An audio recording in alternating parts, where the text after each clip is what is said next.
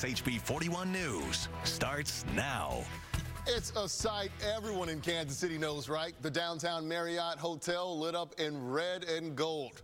The lights of the Marriott, one of the most recognizable landmarks in all of Chiefs Kingdom, but it takes a lot of work to make it happen. Our reporter Megan Abundance meets the men behind the lights. You can't miss it, right? It's right there. Just special. That was it, larger than life. El lugar es muy bonito. So I'm going to kind of point out the studio on the map. So right now we are currently here. Here being the Marriott Hotel in downtown Kansas City. We light up the downtown. So we'll be lighting the building up as we always do in support of the Chiefs. These two are bringing the energy. There's 800 lights on the side of the building. Highlighting a very tall building in Chiefs Kingdom for years. I feel like it's been a part of the skyline forever. The downtown Marriott light display. It reflects the pride for our hometown heroes, teams, and causes shining bright on its side. It's right after sunset when it's still dusk and you get the color, you can still see the sun setting off in the distance. Probably one of the best city skylines I've seen with everything going red with the Chiefs and all that. Dirk McCann says it's their way to give back to Kansas City. It's all part of the city. It just pumps us all up. Gotta love your hometown, you know. In KC, I'm Megan Abundance. Looks like we have everything taken care of. KSHB 41 News. It doesn't get better than that. Folks at the Marriott downtown say they're making big changes too, catering to sports fans, including a 30-foot video wall, all ahead of the NFL draft this spring. Another Chiefs playoff means another friendly wager from Mayor Quentin Lucas, right? This time, Mayor Lucas offering up a platter of that Arthur Bryant's barbecue, some James lemonade, and Guy's chips if the Cincinnati Bengals can take down the Chiefs. Mike Nico, stop drooling. The mayor says he hasn't heard from Cincinnati about what he'll receive, we should say, when the Chiefs get that W. Hopefully it's some of that ice cream they got there that's pretty good. And we'll take the chili, just not the spaghetti that goes on top of chili. Who does that? Is that a fair trade? I mean, oh, no, it's not. Come on. It never is. I mean, what last week was donuts and beer we got from Jacksonville. What's that? Is that what Jacksonville's known for? Donuts and beer? Bro. I'm sorry. Don't get me started. Let's talk about the forecast. Let's talk more about grilling and barbecuing. We know for sure we're going to be snow-free. We're going to be partly sunny and 23 where you're tailgating. Kickoff 20 down to 18. It's those wind chills in the teens, and we'll talk more about those coming up in the big weather. But that's just to get you prepared. All right, let's talk about what's going on right now. Temperatures are tanking quickly as most areas still have snow on the ground. So we're at 20 in St. Joe to 25 in Lee's Summit, 20 in Lawrence, 22 in Olathe, Richmond 24. And we've got that 26, a little bit warmer downtown. High today was 30. Low was 15. All right, we're finally going to break out of freezing temperatures tomorrow. As you can, well, those are the high temperatures you can see elsewhere. We're 29 at Lee's Summit, 31 downtown, and 30 elsewhere. Let me show you what's going to go on. This is the map I really wanted to show you because here we are, 28 at 1 o'clock in the morning, but we're up to 32. So when you wake up tomorrow, most of us are above freezing. On our way, Kevin, I know you love this, 50 degrees. Yes, sir. Ooh, I don't want my baby to be unsolved. I don't. She deserves better than that. All right, this is a story I really want you guys to pay attention to and see. 3 months after her daughter was killed, a Kansas City mother still waiting for justice. Just this week, police and Kansas City mothers called for an end to violent crime after the second deadliest year on record. KSHB 41 News reporter Grant Stevens met one of the dozens of mothers still grieving without any answers. Aisha Johnson lost her daughter at this apartment complex last October. Today, the case is no closer to being solved, and she's no closer to healing. So this is Shay.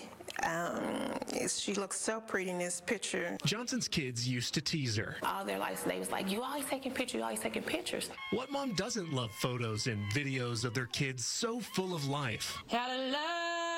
If I never took the pictures, we wouldn't have these memories. Now the pictures and memories are all that's left of Arishay. That's a hard pill to swallow.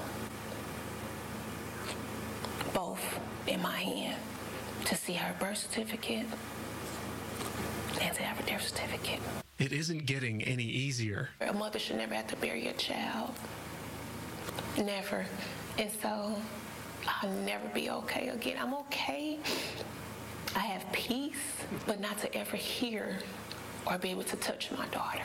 That's what I'm not okay with. You've heard us report before on Kansas City's high homicide rate. But what Johnson says you don't realize is that each new case sets back her own healing, back to October 17th. Every time another murder happens, it pushes my daughter's case back.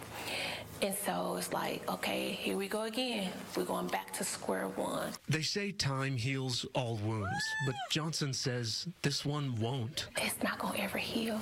Grant Stevens, KSHB 41 News.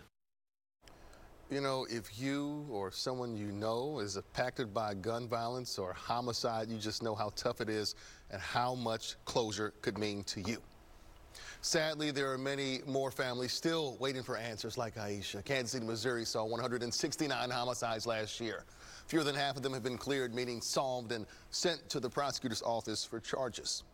And tonight, Kansas City, Kansas police investigating a homicide. This one near 61st and Haskell. Officers found a woman dead inside a vehicle this afternoon. Anyone with any information, you're asked to call the TIPS hotline at number on your screen right now, 816-474-TIPS. Well, West Middle School in Lawrence evacuated today after someone made a bomb threat against the school. Lawrence police searched that building. They found nothing suspicious. They questioned one student and took them into custody. 3 teenagers now facing charges tonight for spray painting racist, anti-Semitic, and homophobic messages on the Blue Valley High School press box. Each teen charged with 1 count of burglary to a building and 1 count of criminal damage to a property. The hateful messages painted inside the press box and on walls and doors at the school. KSHB 41 not naming those teams because they are minors. 5 former Memphis police officers have been charged in the death of Tyree Nichols. A grand jury indicted the 5 men for second-degree murder and several other charges. Nichols died from his injuries 3 days after a confrontation with those officers during a traffic stop. He was reportedly beaten, restrained, tased, and pepper sprayed. This afternoon, Kansas City, Missouri Police Chief Stacey Graves sent condolences to the Nichols family and talked about accountability in policing. We must reinforce a culture of accountability within the police department from the top down. This accountability brings a duty to intervene if officers witness excessive force or a violation of anyone's constitutional or civil rights. Investigators say video of this attack will be released to the public tomorrow. Generation Z, usually defined as people born between the mid-90s and the early 2000s. This generation has never known life without the internet. How about that? Now they're changing the way we look at news. Maritza Giorgio shows us what that means for how news is taught, distributed, and consumed. What is Gen Z? That's a really loaded question. Gen Z, that's such a good question. Looking to break the norm? It's all of the people who grew up with the internet. Be more sustainable. While defining Gen Z is complicated, it may be even harder to understand the generation's complex relationship with news and media. Getting a student to believe stuff is actually really hard these days. Lee Banville is the director of the University of Montana School of Journalism. He worked alongside Jim Lair on the PBS NewsHour for 14 years as the internet revolution came online. I remember Jim used to have a thing where it's like, all I got to do is convince the guy watching TV to yell out to his wife, "Hey Mabel, come in and watch this." And that's how we knew we got a good story, right? Is if he yelled that. And it was like, that is it's a different world. A different world is right. Where do you get most of your news? Definitely social media. Is there a specific site? Probably Snapchat. She's pretty typical. This 2022 poll shows the favorite news source for Gen Z is social media, with 50% reporting daily use. Network and cable TV news came in 5th and 6th place, with newspapers dead last. And they're using sites like YouTube, TikTok, Instagram, and Snapchat, not necessarily Facebook and Twitter. They think of news differently than we did when you grew up in the 1970s, 1980s, 1990s. We grew up with podcasts and like YouTube documentaries and all of these different things that I think for me, I said, oh, journalism is learning all of those skills and then saying, where can I put it? Erin Sargent looks at this from many viewpoints. She's part of Gen Z, served as editor-in-chief of the University of Montana student newspaper, and now handles social media for Girls Life magazine. Gen Z is her target audience. I would say optimistically that media has always evolved. This is just another evolution. Remember, this is the first generation born after the widespread adoption of the internet. We're not used to scheduling a time to watch anything. They also grew up with an overabundance of news sources, legitimate and, well, not. The democratization of publishing, that anybody can publish anything anywhere at any time, has led to like news sources that used to be seen as the source are now just one of a bazillion sources. This 2022 AP NORC poll highlighted Gen Z's complicated relationship with the news, with low trust in the press and a high worry about misinformation. Like, there's so much misinformation that's happening, especially because there's a lot of polarization among the political spectrum. You don't have to look far to see evidence of widespread falsehoods on platforms like TikTok. Take the investigation into the murders of 4 college students in Moscow, Idaho. Any online reports of the victims being tied and gagged are not accurate.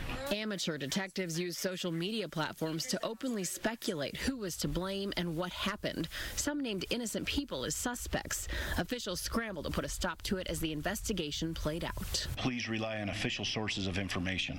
Newsrooms and journalists have had to shift with a big focus on digital and social media, also clearly labeled sources and media literacy. I wish that was something that we taught more frequently in school. I mean, for me, it was a required course. I wish that it was a required course for everyone. And you really have to focus on like core principles of like, is it verified? Is it sourced?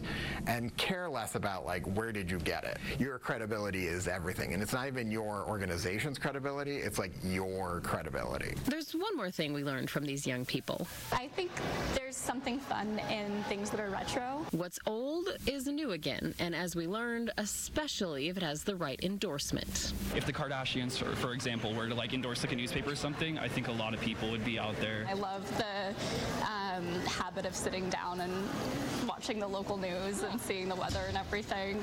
Hey, if flip phones, cassette tapes, and even Crystal Pepsi can make a comeback, why not the morning newspaper or the evening news?